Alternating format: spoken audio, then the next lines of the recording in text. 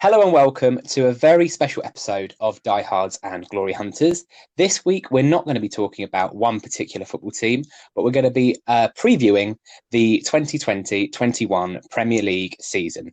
We're going to do an extensive preview, reveal all of our predictions for the coming season, and hopefully give you a lowdown on all of the teams going forward. And I'm joined by my closest friend, James Wilson. How you doing, buddy? Hi, George. Thanks for having me on, mate. Pleasure to be back. No worries. Absolutely, yeah. First time double guest. What an Yes, honour. very What excited. an honour. So, how it's going to work is me and James have both compiled our predicted Premier League table for the coming season. I'm sure it won't be exactly the same. I haven't seen his, he hasn't seen mine. And we're going to go from 20th place to first place, running through all of the teams and why we think they're going to finish in that position. There may be some ones that we just completely disagree on, and there may even be a little bit of discussion. We'll have to see. But if you're good to go, we'll start with your team in 20th position, please, James. Yeah, so bottom of the table, I've put West Brom, and for no other reason except for the fact that I just don't think they have the capabilities to survive in the Prem. I rate Bilic as a manager, as you know, he used to manage West Ham. I think he's a good manager. I just don't know if his squad has the depth in order to compete against other rivals that would be down the bottom as well. I think what with Grady Diangana going to West Brom is a big boost to their chances. Um, Alongside the Brazilian Pereira, the centre attacker mid, that he could also play a big role in them trying to stay up. But ultimately, I think with the other teams around them and the squad depth that the other teams have, they just won't have much of a chance. I'm afraid that's what I think. Okay, right. And my 20th position, I've actually got Fulham in 20th. Okay, But I won't go into the reasons for that just yet because I've got a feeling we may yeah. as well reveal our Reveal 19th. the 19th position. Yeah, Yeah. who's in 19th for you? So believe it or not, it is Fulham. Right. um, yeah, it's the same again. I think correct me if I'm wrong, but I think it's a very similar squad to the one that was relegated 2 years ago. Yeah, that's Um, right. and I was surprised that they beat Brentford in the playoff final. I really didn't think they'd manage to pull it off, but they did. Hmm. I like Scotty Parker, again, ex-West Ham player, bit of biasness, but I'm just unconvinced of how he'll perform in the Premier League. They've got Mitrovic, which can be a big uh, role for them, especially if they keep him fit. But again, you know, I just don't think they've got what it is. The main man will have to be in midfield, Harrison Reed, who they signed from Southampton, and he will have to be on top form if they want to have any chance of staying up, I think. Um, Yeah, absolutely. I'd like to say that, given that I predicted Fulham to finish actually bottom of the table, very much for the reasons that you sort of went into there. It's the same squad that got relegated 2 years ago. Equally, I was surprised. I think most people thought Brentford were the favourites in the playoff final. Um, and I'd love to be proven wrong on this one, actually. Perhaps of all the predictions that I've made, really like to see this one be shoved back in my face because I'd like to see Scott Parker as a young English manager do well. But I just think the Premier League is a much more cutthroat business than the Championship. I think as soon as they go on a run, which they're probably going to do throughout the season of 5 or 6 games without a win, the pressure comes on. We've seen what Fulham's hierarchy's like with that, sacking Jukanovic the last time they were in the Premiership, probably a bit too quickly. So I do fear for Scotty Parker if they do go on one of those runs. And yeah, I just think, and this sort of links into the reason that I put West Brom just one place higher. It's not because I don't like either of those two teams. It's simply just I think it's the worst year for a for these promoted team teams to to come be into their. promoted. Yeah, Yeah. absolutely. They haven't had as much time as they normally do in terms of transfer window and in terms of pre-season. It's much harder than normal to invest in the squad and buy players because of all of the complications with COVID. And I just think that given that the rest of the teams in the Premier League have had a couple more years to establish their squad and obviously have proven Premier League players, I just think it's a massive disadvantage for those two going into this season. And ultimately, I do think that they'll both be heading back down to the Championship. Yeah, don't get me wrong. I mean, I think Fulham has some very good individual players, like for example, Michael Hector, centre back. I rate him as a defender. I just Yeah, think he needs to be partnered by a more experienced Premier League partner in order to do a job. I know they signed, is it Anthony Robinson from Wigan, the left back, yeah, haven't and seen a lot of him though. Lemina from Southampton, sort of fringe players, I think. Well, I know Lemina wasn't played that much, but ultimately, I think, yeah, the same reason. It's just a terrible year to be promoted, really, with clubs not having a lot of money, plus with no fans in the stadium, bums on seats to earn ticket or uh, events at ticket sales. I just think it's going to be really tough for these promoted clubs. I'd love to be proved wrong, as you said. I'd love for them to stay up, but I think it's going to be really tough for them. Yeah, absolutely. No, that's a really good point as well, because not only the money that they get from ticket sales, but home support is so crucial for Absolutely. these teams going up, especially at the start. Like traditionally, promoted teams do better at the start than they do throughout the season because of that feel good factor, Mm. because the fans give them a kick because they're just so Almost like a excited to 12th be back man. in the Prem again. Like a 12th Exactly. man. Yeah. And I think they'll really struggle with the lack of that. So, yeah, so I think it differs slightly, but similar ideas. I put Fulham 20th. You went with West Brom, but it was just the other way around. Okay, so I wonder if it'll be different this time. Who's in 18th position for you? Now, again, this was tough, and I think I might have been a bit harsh, but considering last season, I put Villa 18th. They stayed up by practically the skin of their teeth, even on the last day. They were helped earlier in the season, well, exactly right after the restart, by the controversial decision, I think it was at Bramall Lane, where the goal line Yep. technology failed, even though Nyland, or Aston Villa's keeper, was holding the ball behind his own post. It ended up being a massive point for Villa, which helped them stay up on the final day. Um, I don't think. Well, there's no doubt that there's Grealish as their talisman, and will have to play an instrumental role in them having any chance of staying up again. Um, Yep. but again, it's just their lack of other creativity on the pitch. Apart from him, where they're going to get their goals from? I know Wesley was a bit of a disappointment, even though he was hampered by injuries last season. And I just don't know where they're going to get their goals from, to be honest. If Grealish is injured, especially. Okay, yeah. Well, before I reveal my 18th pick, because it is different, I very much see where you're coming from with Villa, and I think a lot of people will, when they come to compile their Premier League tables or predict their tables for this season, there'll be a popular pick for the relegation zone simply because they were the closest to it last time out, and sometimes it is so simple as that. They're not. It's very unlikely that they're going to drastically improve from the team that Mm. just about scraped it last time out. The one thing I would say is that my prediction for Villa, and we'll get to it in a bit, is very much on a sort of if basis, and that is if they manage to get a decent striker into the club. Now, we know Absolutely. it's not going to be Callum Callum Wilson, Wilson, by all yeah. accounts, going to go to Newcastle, which I Yep. think is a very good signing for Newcastle, but we'll talk about that in a little bit.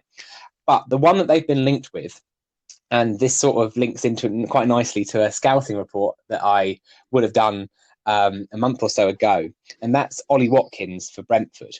Now, Mm. by no means is it a done deal, though he didn't play for Brentford yesterday. He was left out of the squad when they played Wickham, or actually, rather today, even this morning.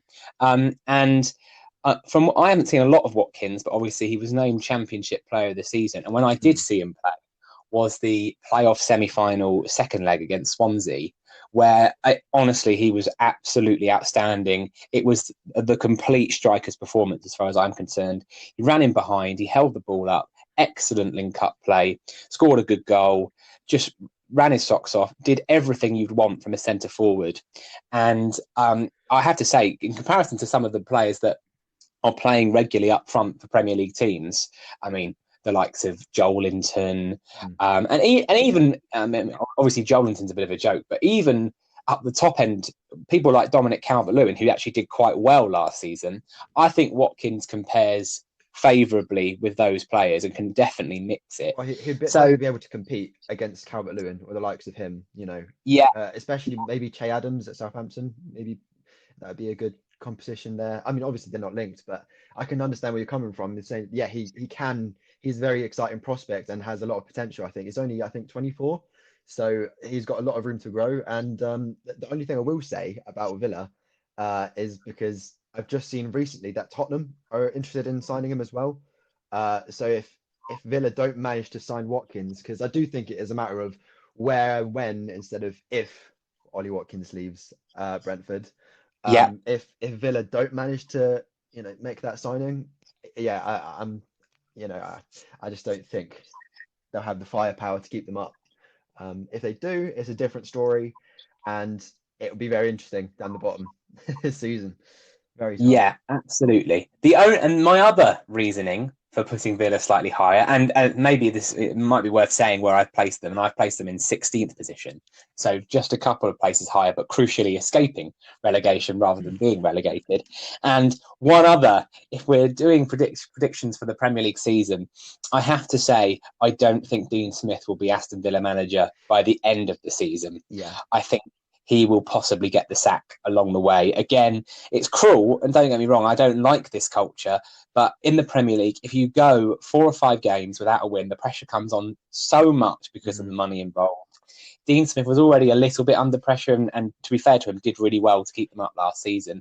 But I'm not totally convinced that he is the manager to take them to the next level. And Aston Villa is a big club. It's easy to forget that. They were regularly competing in the top 10 of the Premier League not that long ago.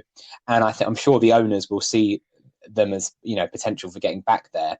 And, as soon as a big name is kicking around again, someone leaves one of the Spanish or Italian clubs and becomes available, that's just added pressure. And I would not at all be surprised if they sacked Dean Smith and appointed someone else.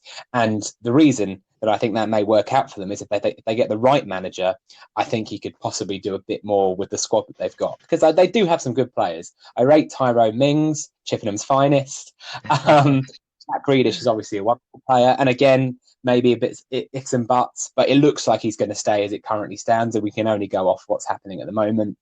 And equally, the other one who's sort of gone under the radar is they've signed Matty Cash from Nottingham Forest, who's a right back.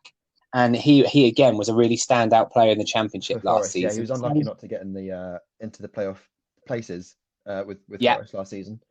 Yeah, absolutely. But yeah, I do think, just on your point about Dean Smith perhaps not lasting the whole season, I do think this season, perhaps slightly more than any other recently, for the higher ups of these clubs that have been or are predicted to be down the bottom of the table, it is going to be slightly more pressure this season, because we are in somewhat unprecedented times of football after the pandemic and things.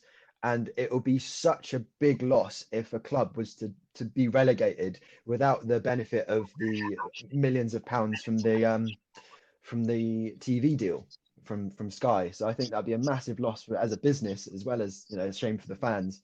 So I think it almost becomes a game of chess between these higher ups of these clubs. When do they sack their manager if they're not doing too well? It'll come down to timing and who's about at the time. I think it'll be a lot of pressure and very interesting to watch. Yeah, absolutely. Okay, so we'll leave Villa there, and the team that I have predicted to finish 18th and ultimately get relegated is Crystal Palace. And I suppose this is arguably one of my more controversial picks, because Palace never really looked in danger of relegation this season just gone. I rate Roy Hodgson as manager. I have to say, I think he's actually done a really underrated job with the squad that they've got there, because in my opinion, it's one of the weakest squads in the Premier League. There really is not that much. And again, I mean, that's always the fun with predicting Premier League tables before the season's even kicked off, and crucially before the transfer window is shut, because there's the big question mark hanging over Wilfried Zaha.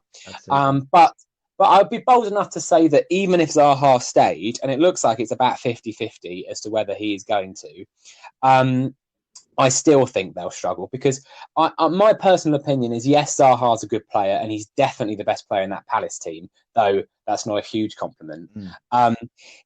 But he only scored something like 4 Premier League goals last season. That was my point, George.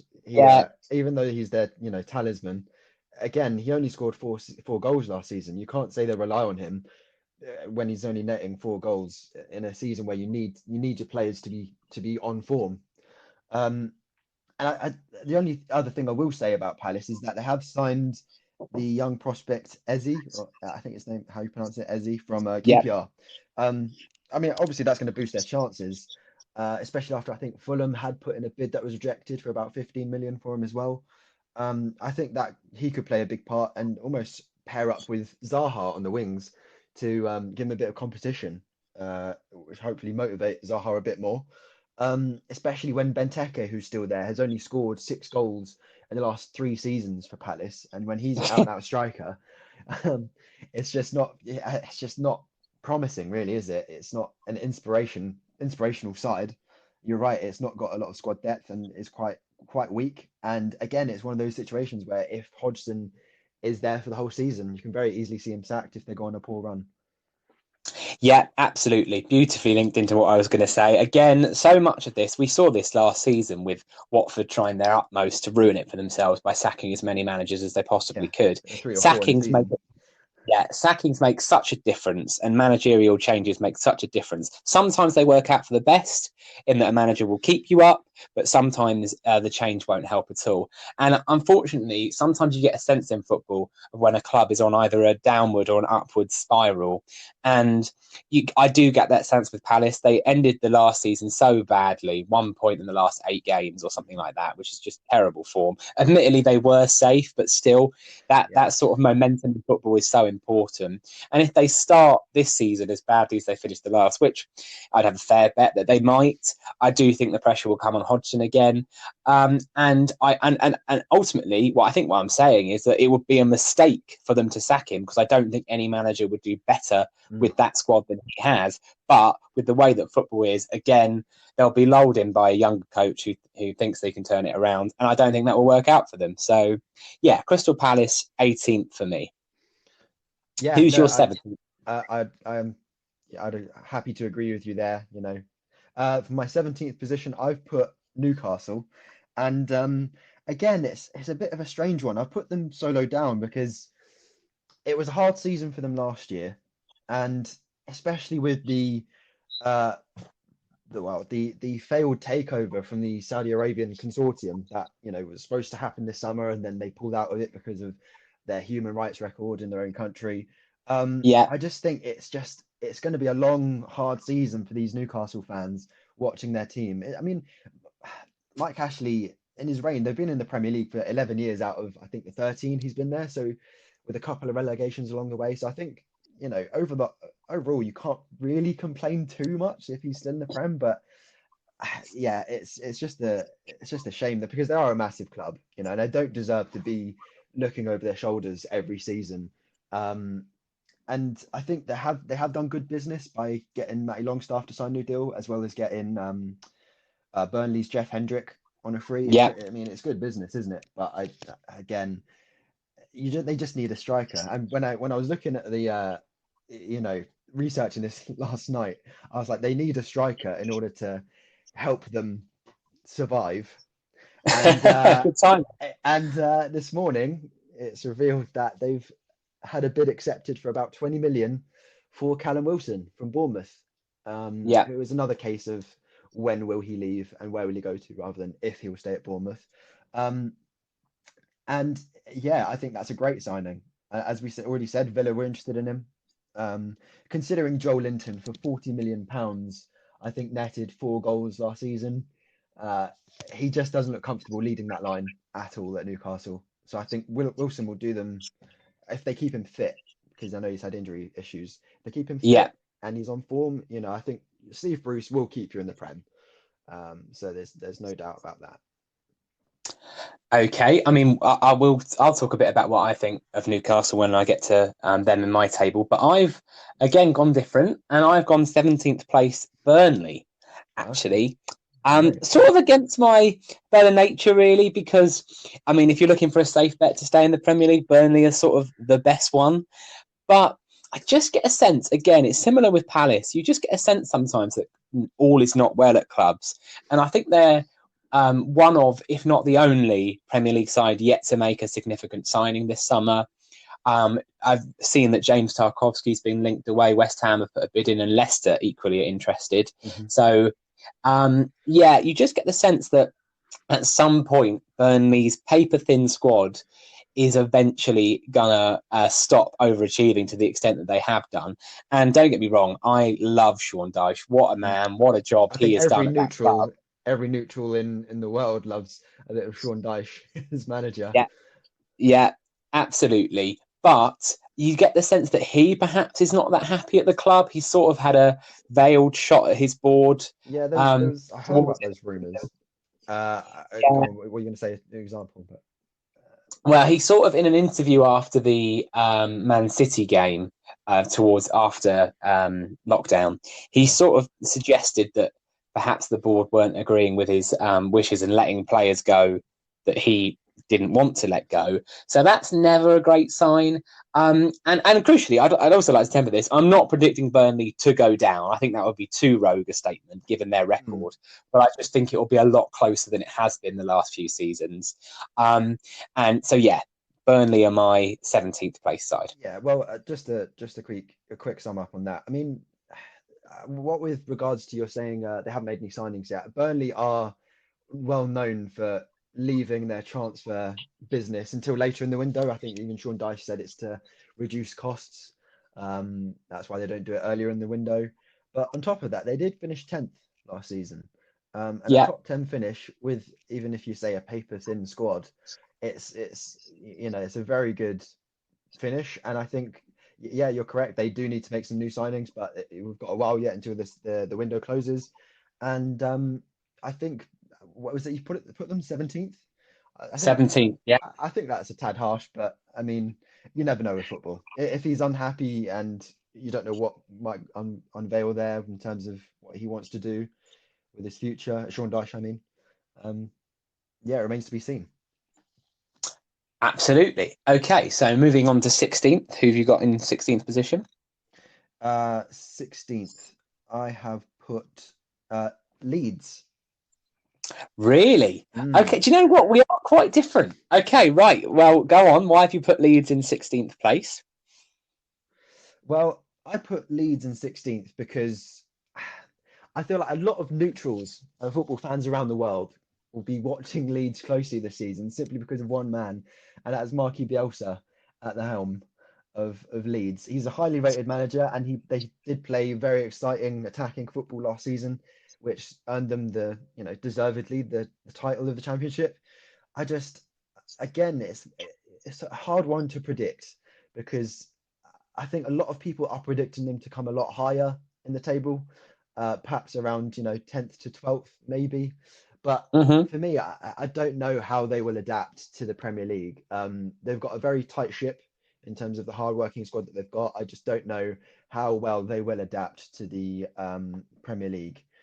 Rodrigo, their £30 million signing, is more of a statement rather than a footballing decision, I think, because I agree with that. Yeah, absolutely. They needed a striker, and whilst that's a big statement for a newly promoted club, I don't think he's out and out striker. He's more of a winger / almost Firmino type that won't get you 10 to 15 goals a season that is expected from a player for 30 million at least.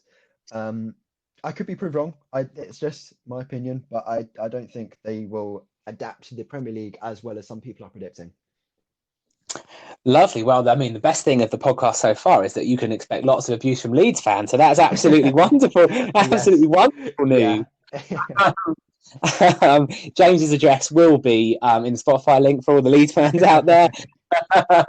No, I'm joking. I mean, you obviously see where I've put them, and I'm not getting carried away. They're definitely in the bottom half, put it that way, because I have to say there is a lot of rubbish being talked about Leeds right now. I think some fans think they're going to win the bloody Champions League. It's ridiculous. Calm down. You've just got back into the Premier League, which is an achievement in itself, but you've been away for nearly 20 years. Just enjoy being back in the Prem and focus on surviving for the first year before you get ahead of yourselves. The whole Bielsa thing it's a circus. Don't get me wrong. He's incredibly watchable. He plays incredibly watchable football. And the whole persona that he sort of cultivates is must watch TV. I get that, but his managerial record is not that impressive. He's like defined by these near spectacular failures when they're nearly getting something they don't quite. The almost, yeah, absolutely.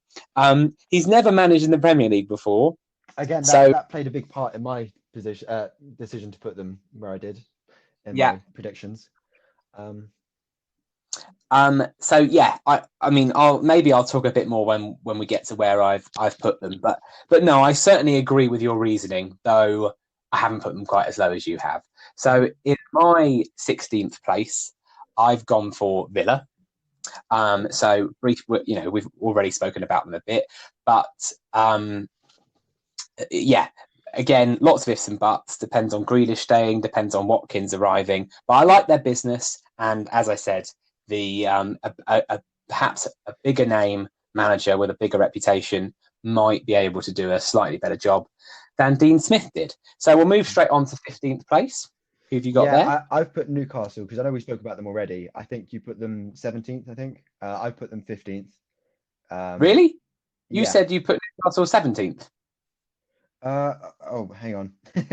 I meant to put Villa 18th, Palace 17th, Leeds 16th, Newcastle 15th. and Newcastle 15th. I think it's because Okay. we were talking about them at the time.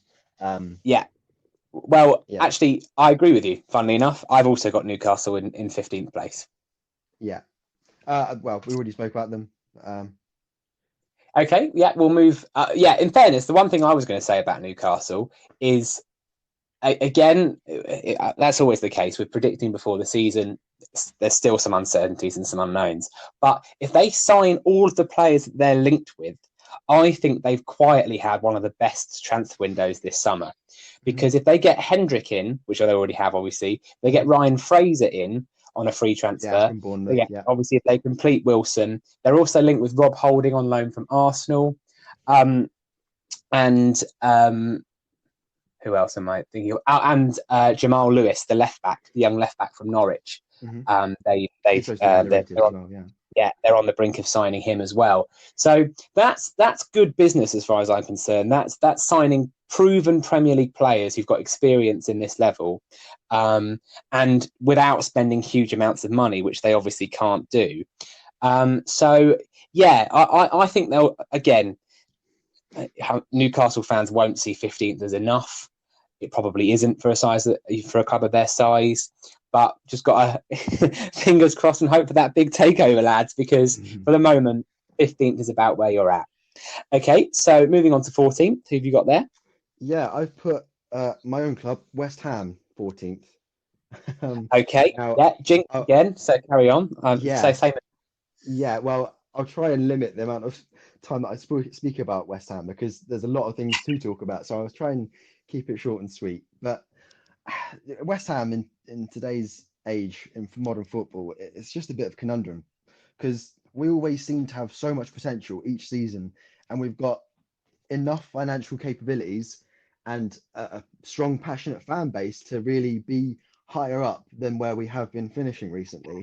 However, on the pitch, the stats don't lie. We had the fifth leakiest defense last season, conceding 62 goals, which doesn't exactly inspire confidence.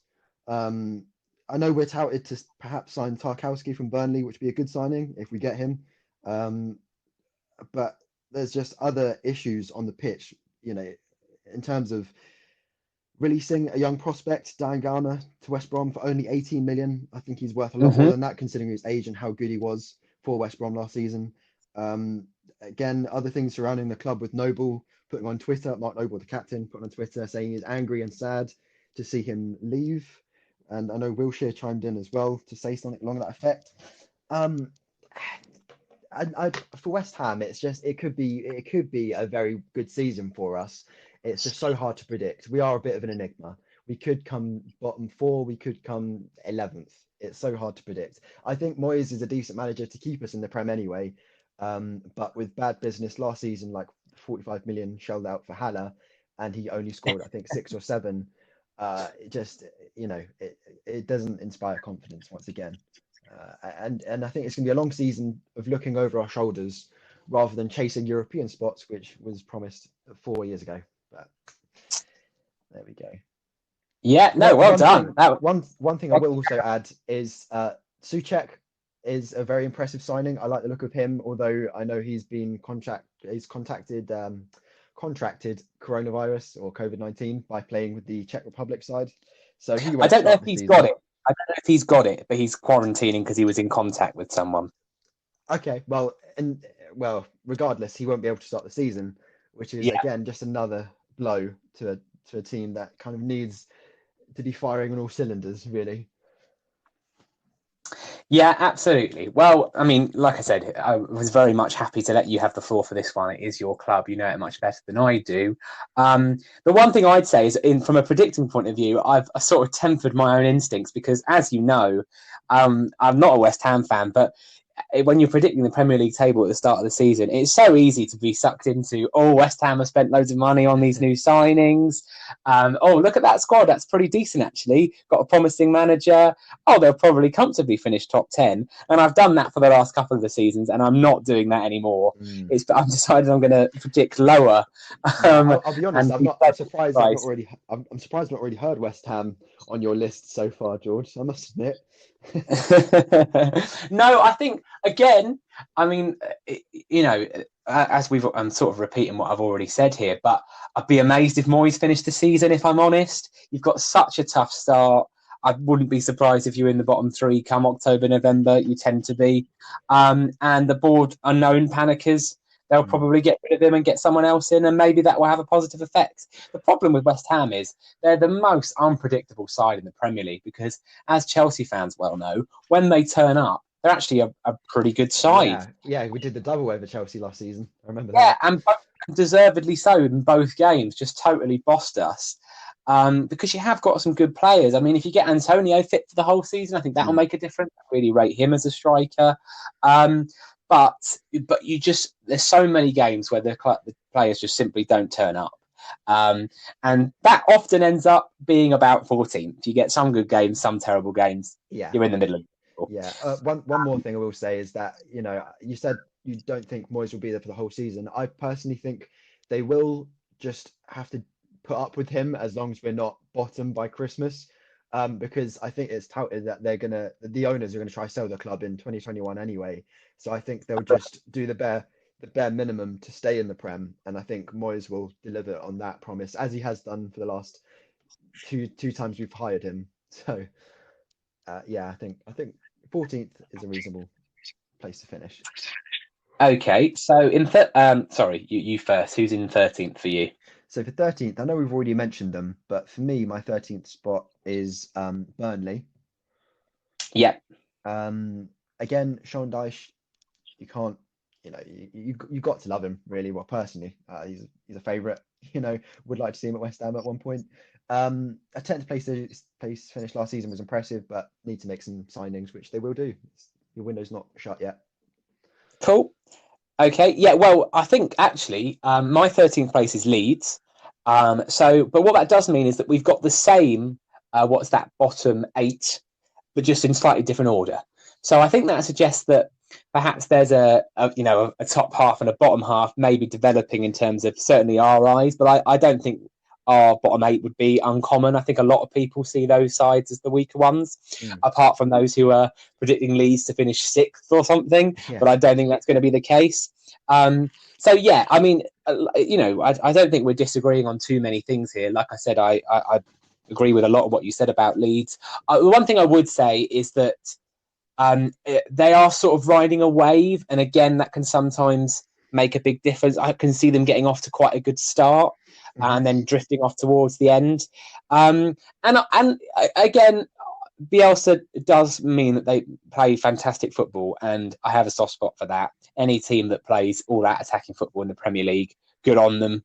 So, plus the other thing I would say, we possibly had a pop at Leeds fans during Yeah. this podcast. It is good to see them back in the Premier League. They are a Premier League club, massive fan base, good stadium, And I big. look forward to watching them play, take on the Man United. It would be a great game, and they've got, very exciting future. I think after this season, they'll really push on if they manage to stay up. and Yeah, agreed. solidify their position in the Prem, which they deserve to be. Yeah, absolutely. Okay. Right, we'll move on to 12th. Who's in 12th for you? 12th, I've put Brighton. Okay. Um, do you want I was, to? yeah, I was just going to say I put Sheffield United in 12th. Okay, We'll do a couple at a time now right. because Yeah, might as well. So just, and then because we'll talk my about sorry, George, my 11th place is Sheffield United. So perfect. James, that's brilliant because my 11th place is Brighton. So no way. that is Okay, great. exactly what I was hoping what you'd say. So we'll My start with Brighton then. I'll just want to say something first, and they would be my surprise package of the season if I okay. had to pick one. I realise that 11th is perhaps a bit low if you're tipping someone to be surprise package, but I think it'll probably be a case of they start well and then drift off towards the end. But I really like Brighton. I've got a soft spot for them because I think it's a well-run club and they try and do things differently. They try and make sensible signings that no one else would think of. And I quite like that as an approach. They're trying to find small ways to make a difference. And I think with one season under their belt with Graham Potter, I think that was important. I think that if they Mm. were going to go down under him, it would have been the first season. So hopefully he can develop on the sort of philosophy that he has. They probably need another striker. I think Mopé's okay, but I'm not sure he's consistent enough to score them 15 goals a season, which always helps. But yeah, they would be my surprise package of the season, and that's why I had them in 11th. Yeah, I like Graham Potter. Like you said, his philosophy of football, I think he does well. Um, I think they were perhaps helped out last season by the fact that there just were worst teams than Brighton in the Premier League last season. That's Um, fair. so that's perhaps gave them a bit of a boost. But I think Lallana will do a good job in midfield for them. Again, if they can keep him fit, he's been injured quite a lot throughout his career. One thing I will say is Aaron Moy to China is a big blow for them. Um, Yeah, weird one that wasn't it? yeah, I think it's because the Chinese club just activated his release clause, which is a Mm-hmm. blow because they only signed him in January permanently. Yeah. So a bit of a strange one. But yeah, you're right. They do need to find a goal scoring midfielder or a striker because players like Pascal Gross just isn't the player he was a couple seasons ago. But Mm-hmm. they have players like Trossard and Mopé who, as you say, are decent. And they'll happily lead the line against some shaky defenses in the Premier League. Um, yeah, Yeah. I think 12th is reasonable for Brighton. Yeah, absolutely. Okay, moving swiftly on. Sheffield United. The ultimate surprise package last season, weren't they? Yeah, Um, absolutely. because I was certain they'd go down. Sorry, Sheffield United fans, but I was just, again, like I've said with some of these clubs being promoted, I didn't think they'd be able to cope, but they exceeded all expectations, really. I think most of that, well, at least a big portion of that, is down to Chris Wilder in charge. A no-nonsense manager. He knows what he's doing, and he's a proven manager. Proven by the fact that he said he signed Ramsdale to replace the highly rated Dean Henderson. That's now looking to spend most of the season on the bench at United. Um, but it depends on what the De Gea situation is there. But we'll talk about that in a bit. Um, and I think they'll have another solid campaign. Not as well as last season, considering they were chasing European spots. Um, but I've put them 11th because they're a solid team. Yeah, absolutely. Do you know what? As we're pushing on for time, I won't really add too much more there. Totally agree with you. Love Chris Wilder, but I don't think they'll do as well as they did last year because that was a bit of a one-off. Mm. Okay, so now we're into the top half. 10th position for you, James. Yeah, I put Southampton, which Okay, we yeah, may think, same. Carry on. yeah, some people might think that's a bit ambitious considering the first half of last season was a bit of a disappointment with which coming what was the 9-0 against Leicester, um, Yeah. absolute drumming, which ironically they picked up form a hell of a lot after that result, and they actually had a very respectable 11th place finish. A lot of that was due to the 20 odd goals that Danny Ings scored, I think, or Yeah. the incredible run that he went on. If you keep him fit, you've got a great finisher who was unlucky with his time at Liverpool because of injuries, and it just shows that he has that ability to score goals. He is a goal scorer. And I know they've made some new signings too. There's a Mohamed Salisu from Real Valladolid, a Spanish club. Um, Valladolid, but yeah. I'd absolutely butchered You're that, such a but thank you very much for that, George. And Walker Peters from Spurs, who has a bit of pace to their defence and experience too. He did play for the Spurs quite a bit. It just bolsters their defence, and I think well within their realm to finish top 10. Yeah, again, nothing really more to add on that. I think they'll just build under Hassan Hutel. Really rate him as a manager. Did fantastically to turn it round last season. And with things in the team, always got a chance. So moving on to ninth. I've put Leicester. Wow, it's really interesting. I also put Leicester. I wonder if we're going to pretty much match top half. Yeah, okay. so well, because we haven't looked at each other's tables. Yeah, this is the first time we're talking about it. So, no, I put them ninth.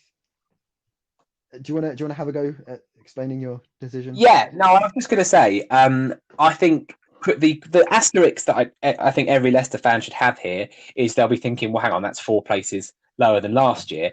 But this year you've got Europa League. I think that will be the crucial thing. I think it's really, really hard to sustain another Champions League challenge with the sort of squad that they've got whilst playing consistently in the Europa League. And I think Rodgers will want to have a go. I think he'll want to prove himself as a manager in European competition. And I think Leicester as a club should have a good go at the Europa League, really, because we saw how well Wolves did this season getting to the quarterfinals. I see that as a realistic target for Leicester. Plus, also the loss of Chilwell and some of the injuries that they had towards the end of the season. I don't know when they'll all be back. So yeah, I think ninth is about fair enough. I mean, when you've got Jamie Vardy, anything could happen. He could go on an amazing run again. Although he is aging a bit, and you just think he's starting to lose his legs in terms of his pace. But again, with some of those very good players in that squad, very good individuals. And again, what I will say, 5th place finish for Leicester, saying that was a disappointment for them, it just shows you how far they've come in leaps and bounds of where they were even a few seasons ago. I know they won the league, but as a club in general, they've come leaps and bounds under Rodgers, where 5th place is a disappointment. I think they'll go quite far in the Europa League, and I think that will be their main competition this season, like Wolves, and I think that will slightly hinder their chances of a top 8 finish. Absolutely. Okay. 8th place for you? Yeah, I've put Everton. Okay. Can I ask you who you put 7th as well? Wolves. Right. Yeah. So I've got the same, but I've actually got them swapped. So I've got Wolves in 8th, Everton in 7th. So start with, you said Everton in 8th. Start with them. Yeah, these two are kind of tough. I don't think they have enough to break into the. I mean, this is going to be a really hard prediction. I don't think they'll come top 6, either of those clubs, even with Ancelotti in his first full season at Everton. They've made some great signings for them. James Rodriguez coming in and the Alan from Napoli, very good signings. This is tough. I think they'll just come 8th. Again, it remains to be seen. But I think they'll do well. I don't really have much else to add in regards to Everton. No, that's fine. I'm happy to talk about them for a bit because I think if we're talking about great transfer windows, I think we're probably going to talk about the club who's had the most talked about transfer window in a bit. But like I said with Newcastle, quietly going under the radar. And again, we've got to wait for confirmation. I don't know if Rodriguez has been 100% confirmed, though I think it's pretty much there. And I don't think Decore has been officially confirmed, but again, looking very likely. If they get Alan, obviously who they already have, Decore and Rodriguez, I think that's some really, really good business because they've got good attackers in Richarlison and Calvert-Lewin, a decent defence. It was really midfield where they were just so almost pathetic last season. There are a couple of games where they just had nothing. Chelsea absolutely battered them at the bridge, just ruined them in midfield. And I think if they improve in that area, and also, I think perhaps the main difference between, perhaps the tiny little difference between 7th and 8th for us two is that I just love Ancelotti. Got a soft spot for him. Yeah. My favourite ever Chelsea Premier League season was when we won the league under him in 2010. So I just like to see him do well, really. So I think that probably made me push them slightly higher. Is So is why did you go Wolves in seventh? Yeah, oh, just a quick question. Is Moise Kean still at Everton? Because one thing I will add is that Everton, if they have an air of confidence about them, they are quite a force to be reckoned with, especially those signings. And I think Ancelotti will definitely give them that. Um, yeah, but I guess moving on to seventh place, Wolves. Yeah, Yeah, they surprised me last season. They were a very exciting team to watch, to be honest.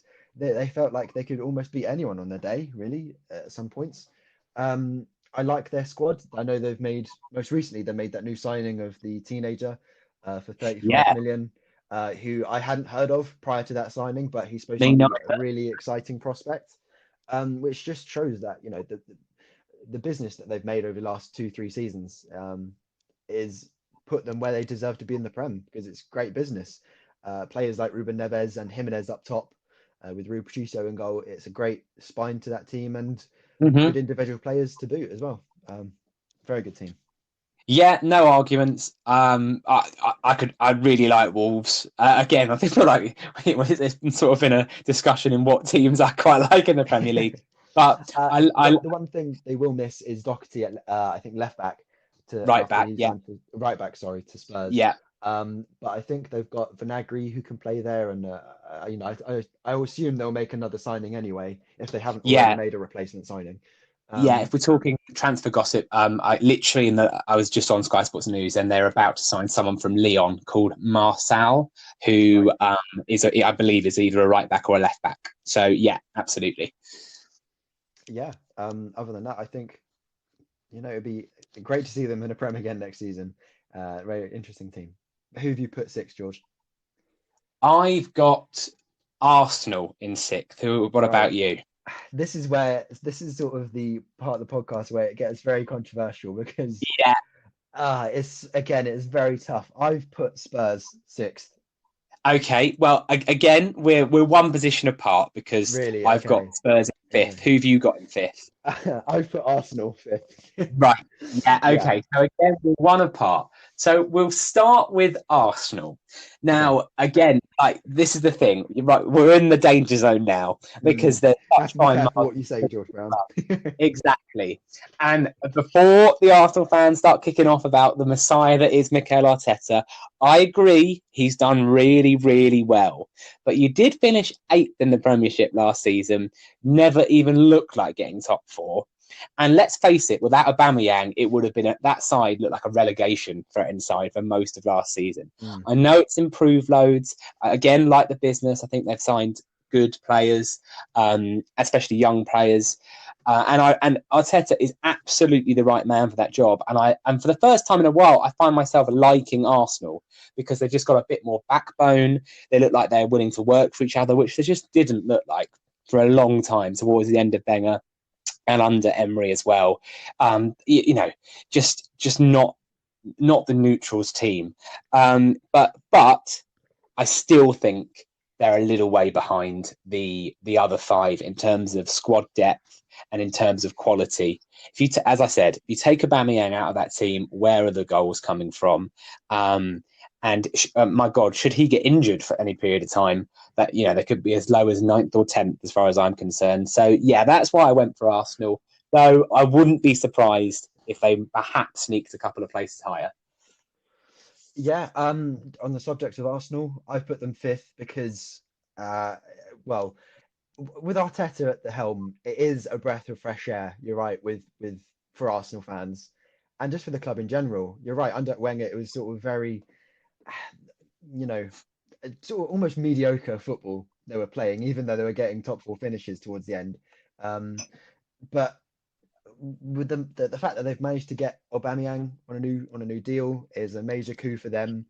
I know they're interested in Aouar, the French midfielder, who would be a very good signing for them. Yeah, really Um, like him. Yeah. and plus new player, well, not new players, but young players like Saka, who's I think a very good prospect for them. I Mm-hmm. think he could have a very good season if he plays. I know they've got Willian in now, but who is again another very good bit of business. I think Willian on a free from Chelsea. I think Mm. that's great business.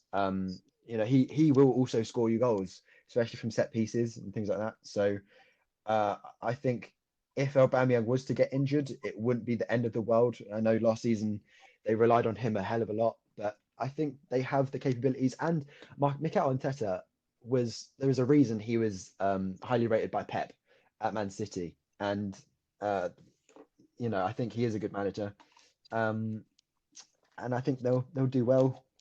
Just pick the post against Tottenham. Fair enough. Okay, well, this is why I think Tottenham will finish a place higher. And I think largely that is due to it's just the players they have in their team. And don't forget, I mean, people are very quick to jump on the Mourinho's lost it brigade. What a crap appointment. It's just a matter of time before he's sacked. He is coming into officially his magic second season. Yeah, and his first full season, isn't it? First full season, but if you count last year, it's his magic second season where traditionally he's always done his best stuff. And if you bear in mind for the last few months before lockdown, they didn't have Kane or Son. Obviously, Eriksen had gone. Ali had injury problems, so it was a really weakened side. If you've got Kane and Son fit for the whole season, that makes such a difference. Kane will guarantee you 25 plus goals if he plays 38 games. It's just a fact. He, is phenomenal. I think the players are starting to get accustomed to Mourinho's philosophy. But I mean, having said all of that, I still don't think they'll make top four.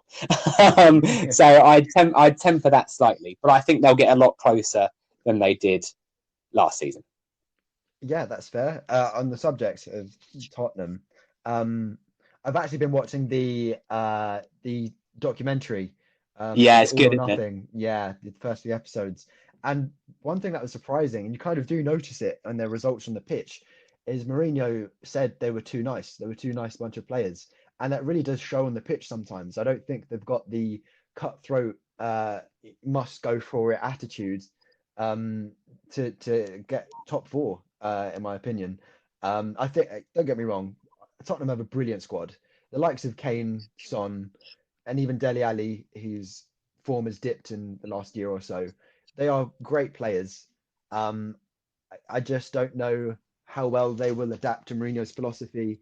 And also, on top of that, I don't think you can win titles under the Mourinho's style of football anymore, like he used to do at Chelsea back in the day. I think they'll still have a very good season, but just, depends on injuries. I think that's the main one for Tottenham. It does depend on injuries. Yeah, absolutely. Okay, we'll move on to it's the business then now. Top four. Well, clearly we know we've got the same four teams. Yeah. But in what order? Well, Who have you got fourth? I'll be honest, third and fourth is actually the hardest, the time I spent the longest thinking about, and I still not convinced. And I may even change. Right now, I've got Chelsea fourth and Man United third. And I know that's where they came last season. But hear me out, because I know we'll obviously talk about Chelsea because you being a Chelsea fan yourself. But I really do like Lampard. I'm just not sure of how well those big signings will adapt together straight away. I think it might take them, a few months or quite a few games until he even works out his best starting 11, because you've got so many players there. I don't know how he'll fit them in, to be honest. And on top of that, I think Man United, they're a very good side, obviously, and it's so tough. What have you got, George? I have got it the other way around. Right, okay. That doesn't surprise me. You are a Chelsea fan. Yeah, so. Of course it doesn't surprise you. Yeah. Obviously, there's probably an element of bias. Well, I'll start by saying perhaps the negative thing about Chelsea, which is that, again, perhaps similar to Leeds fans, yes, everyone get the sense them up. Yeah, let's calm down. I still think we're a good way behind the big two of City and Liverpool. I've said to you privately, and I think this is how I would see the season if I was Frank and if I was the people at the club. I would see 80 points as the goal. I think that's very gettable with the team that we've now got. my God, we've got some attacking talent. And I think Thiago Silva could prove to be the most important sign of them all because we needed a leader in that Needed back an four. experienced defender and centre back, Yeah. crucially. Yeah. So I think 80 points should be the target, but 80 points won't win you the league anymore. It won't get No. you close. You City need and almost Liverpool. 20 more points than that to win the league. Exactly. And Yeah. sometimes even then you don't win it. Yes. But On Man U, the reason I've got Man U in fourth, and if I was being honest, I would disagree with you slightly. I think United will be closer to Spurs than they will be to Chelsea. And that's because Donny van der Beek's a good signing. I like that. Very similar to what they've already got. A couple of people have said that. And I know, don't get me wrong, you need squad depth, you need options. And for so long, their midfield's been so ordinary. It's nice to have those three really good players there now. But I'm not sure he adds anything that they didn't already have, if you know what I mean. yeah, I know what you mean with Bruno Fernandes already there. He's almost like their playmaker. So I don't know exactly where Van der Beek will again fit in if you're playing Pogba CDM. Um, yeah, Yeah, it'll which be you, a strange by one. the way, cannot do. Just a Which yeah. message to Oh QPR. no, Please don't do that. That won't work. Um, the one thing I would say with United is, and this has been true of especially last season and maybe even further back than that, they are much better against better sides. Solskjaer sets the team up well when he's playing other rivals around the top four, and they struggle more when they play the teams below them. I mean, if you take away penalties, I'm not sure how many points they'd have dropped against, bottom half teams, but I think it would be quite a few. And even if let's say they get 5 to 10 less penalties this season, that could honestly cost them about 10 to 15 points. I know it's a joke about yeah. how penalties United get. And also, a lot of them have been penalties. So it's not just coincidence. It's not bias on the point of I referees. think the penalties come from the attacking football when they have to go for it against the big teams, and well, even against the smaller teams, as in where it's like a team like Burnley that will set up defensively against Man United. I think it's when they have to attack, they get those chances in the box that leads to a foul or being committed and ends up in a pen. So it does depend on on how they set up almost because I know in the FA Cup when they set up against Chelsea, he almost played I think it was a five at the back, Solskjaer, which was Yeah. the completely well evidently the completely wrong decision. You just have to go for it. One thing I will say though is I don't they might need another attacker. They've got Igalo, but I think if you have the likes of Sancho, who they probably won't get this summer, but I think if you have Sancho against the Sevilla side when they're in the Europa League, if he's Yeah. playing for you, I think he will get you a goal or at least create you a goal scoring opportunity, which they just couldn't find the back of the net in that game because they No. didn't have an outright goal scorer. I know you have Rashford and Martial, but they sometimes interchange on the wings. But yeah, again, third and fourth place this season will be really interesting, or top four in general will be really, really tough. Yeah, and I think, well, our predictions suggest this, but I think we are possibly returning to a traditional big six again. After the last year, we didn't get close to it. I know Spurs sneaked sixth, but they didn't look like getting close to the top four. So with Leicester being in the top four for most of the season, we didn't really have that traditional big six. And I think we'll probably go back to that again this season because I think COVID favours the big size, doesn't it? Oh, So absolutely, squad right, depth. yeah. So finally, big two. Who have you got in second position? Well, I'll say who's coming first in my table. For me, it's got to be Man City. I think I've Okay. put Man City first. Um, I think Pep needs to win something. There's that added pressure of he didn't uh, do proceed in the Champions League final when you were expected them to do so against Lyon.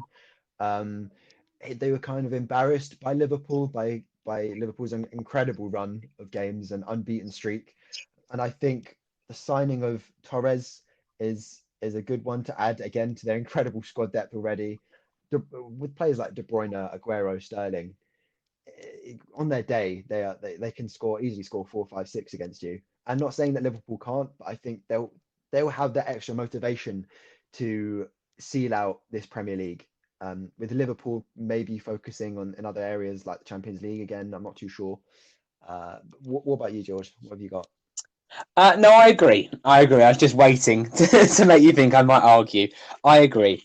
I think what I'd say, though, is I don't think it's so much what City have got to do. I think there will be a drop off, a very slight drop off in Liverpool, because I just don't think. I mean, if they do it, it will probably be the greatest achievement in terms of the Premier League. If you have another season like they had last year, um, that would be 3 consecutive seasons of nearly 100 points, and that is amazing. But I don't think they will. I just think with the motivation being, even if it's 0.02% less, having won the league now for the first time in 30 years, that was such a big thing. It was the be all and end all. And I think that may make the slightest of difference in some games, because don't forget, the thing that Liverpool had last season is they won these games by 1 goal. Oh, It wasn't absolutely. like they That was crashed going to be my teams left point. wing. That Yeah, was going to be my point because I think going back to the main thing with Liverpool, it's all about confidence, really. And that unbeaten streak kept going because of the fact that they believed they could go unbeaten, or at the very least, just outright win the league. They had that yeah, motivation and confidence about them to do so. And it was, the first time after 30 years of them not winning it, and it was a big moment for them. It's a shame the fans weren't there to see it, but obviously for everyone watching at home, it was for Liverpool fans. It was great to see them win the league. But you're right. I think now they've won it, there is that kind of not, I guess, not that motivation there to really strive to get 100 points again this season because it is so incredibly tough. The margins of excellent performances are so thin at the top of the table now. Well, between City and Liverpool, I just think City will want it slightly more. Um, and you're right, on top of these 1-0 wins, where I won't say they were lucky because they had to win the game and seal out the victory. However, there were so many games where they didn't play particularly amazingly, yet they hmm still got the 3 points. I think any other season that could go a different way, and you're no longer facing 100 points, but more, more like a second place finish, which I think they'll come this season. yeah. No, well, I agree. So, okay, we've reached the end. I'd like you to read out your full Premier League table, please, Mr. Wilson. Yeah, and going back over it, I think I may have made a slight mistake in terms of uh, 17th position, but I'll read out my full table now. Yeah, Um, so 20th West Brom, 19th Fulham, 18th Aston Villa, 17th I've put Palace, yeah. 16th Leeds, 15th Newcastle, 14th West Ham, 13th Burnley, 12th Brighton, 11th Sheffield United, and then into the top 10 we've got Southampton, Leicester, Everton, Wolves, with Spurs coming in sixth, Arsenal fifth, Man United. Sorry, no, Chelsea, Man United. Again, so even on my notes, I've changed from a few days ago. So Chelsea fourth, Man United third, Liverpool second, and Man City first. Okay, and mine differs ever so slightly in that I have Fulham in 20th, West Brom in 19th, Crystal Palace going down in 18th, Burnley a lot lower than in yours in 17th. In 16th, I've got Aston Villa. In 15th, I've got Newcastle. In 14th, I've got West Ham. In 13th, I've got newly promoted Leeds. 12th, Sheffield United. 11th, my surprise package, Brighton. 10th, Southampton. 9th, Leicester. 8th, Wolves. 7th, Everton. 6th, Arsenal. 5th, Spurs. 4th, Man U. 3rd, the mighty Franks Chelsea. 2nd, Liverpool. And in first place and champions, I do think it will be Manchester City. Mm. So before we finish, one final question for you, and I'd like you to pick your player of the season for next year. Who do you think will be the standout player? Standout player. I think it's not a it's pretty obvious choice based off of previous seasons. I do think it's going to be De Bruyne, the standout player. In my current opinion, he's the best player in the Prem right now. And I just do think he'll be their main man in order to get them Premier League title back. Okay, right. Well, I'll pick someone else, obviously, and I'm going to go with Bruno Fernandes. And my reasoning for that is I think De Bruyne is obviously the best player in the Premier League. I would argue with anyone who said differently. However, he also plays in, if not the best team, one of the best two. Whereas I think Fernandes plays in a much weaker side, and I think we've already seen what a difference he makes to that United side. Pretty much revolutionised their season when he came in. So I think he'll stand out more. And if he's able to produce the numbers that he did in that half season for a full season, I can see him winning Player of the Year. Another one then. Name your signing of the season. Okay. Now, I actually already like this player when he was playing in Germany, which is probably a bit of a giveaway. Um, Yeah. it actually probably won't be the one you think though. It is a Chelsea player or new signing for Chelsea. It's Kai Havertz. I really like the look of him last season. You probably thought I was going to go with Werner. Yeah. No, I think Werner's a good signing, but I think Kai Havertz is going to be almost like, the one that really does shine in that Chelsea side, alongside Pulisic and Werner, because Havertz can play right wing as well as centre mid. Yeah. I think he'll score you a lot of goals. I think.